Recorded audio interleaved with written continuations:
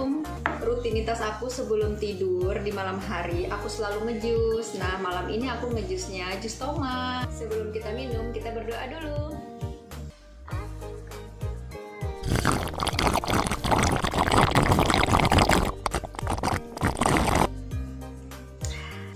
Seger banget teman-teman. Nah, di video kali ini aku ingin membahas tentang bagaimana aku bisa sembuh dari sakit mah, sakit asam lambung, batu empedu, terus ada juga NCT, GERD, ya Allah, komplit deh. Tapi alhamdulillah semua itu aku udah sembuh. Nah, banyak banget nih yang nge-DM aku, gimana proses dulu aku sembuh.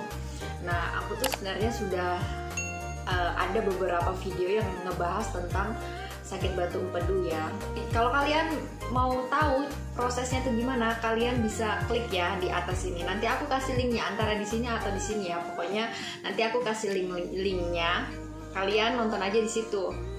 Aku tuh buat video itu supaya bisa ditonton sama semua orang yang mungkin perlu motivasi untuk bisa sembuh dari batu empedu. Nah, aku bingung kalau misalkan ditanya ulang-ulang kalau soal gimana caranya bisa sembuh. Nah, aku kan bingung mau jawabnya gitu loh, karena ceritanya tuh panjang banget.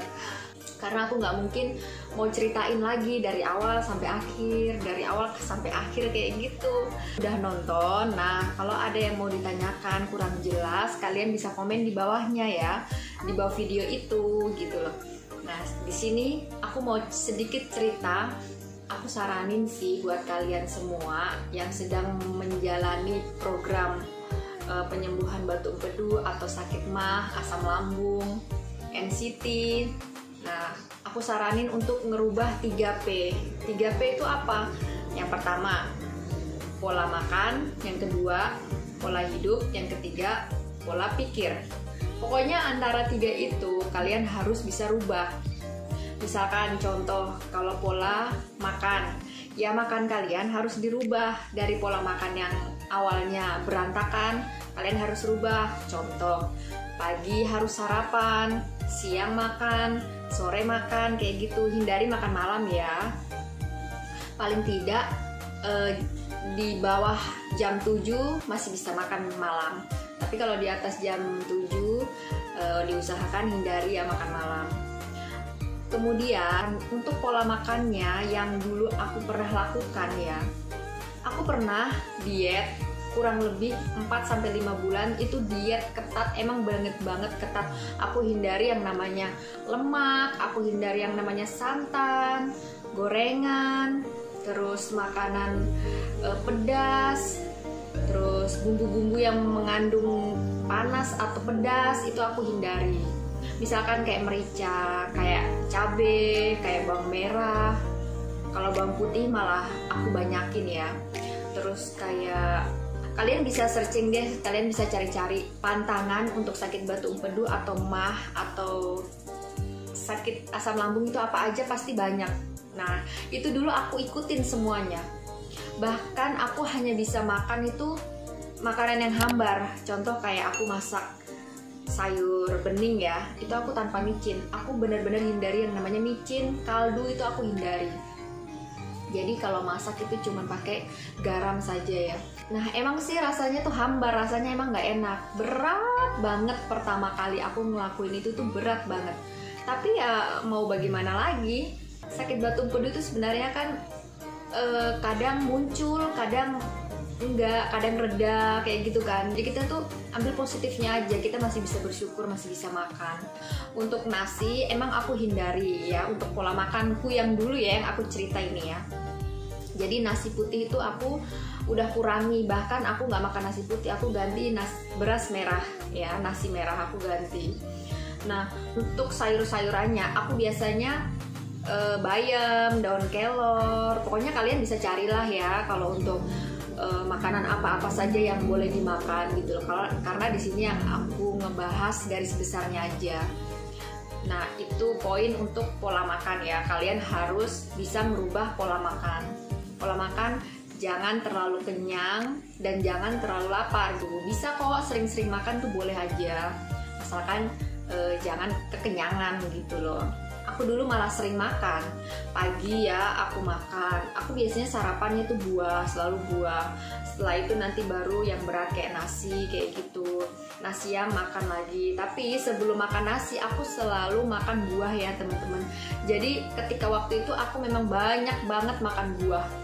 Buah pisang, apalagi pisang kepok ya. Aku selalu nyediain setiap hari pisang kepok.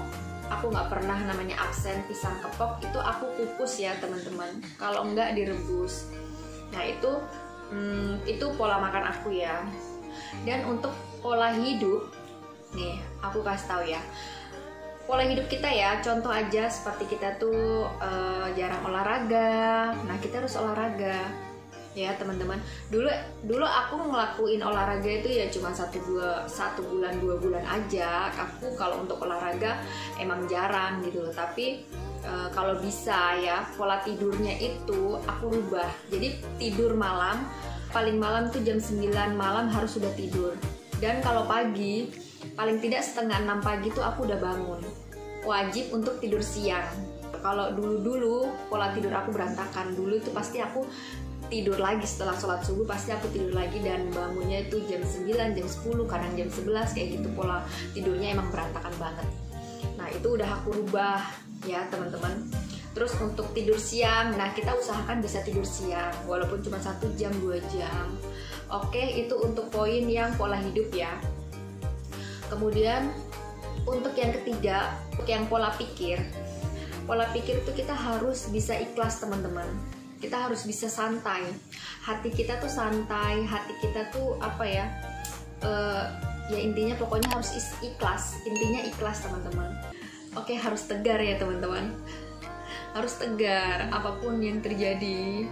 Takdir Allah itu baik. Aku juga bingung kadang-kadang kalau ditanyain gimana caranya bisa ikhlas. Ya aku pun juga berat untuk menjalani semua ini gitu loh.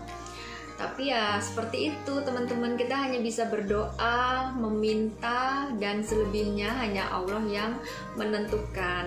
Ingat, kita harus jaga hati teman-teman. Kita harus ikhlas, kita tidak boleh emosi, tidak boleh marah, tidak boleh menahan marah pun tidak boleh. Kalau menahan marah berarti kan kita memendam sesuatu gitu loh. Kita harus ikhlas gitu loh, kita harus lepas. Ya teman-teman, mungkin teman-teman bisa ngebayangin sendiri maksudnya gimana, maksud aku gimana. Karena ya semua itu pengalaman pribadi aku gitu loh.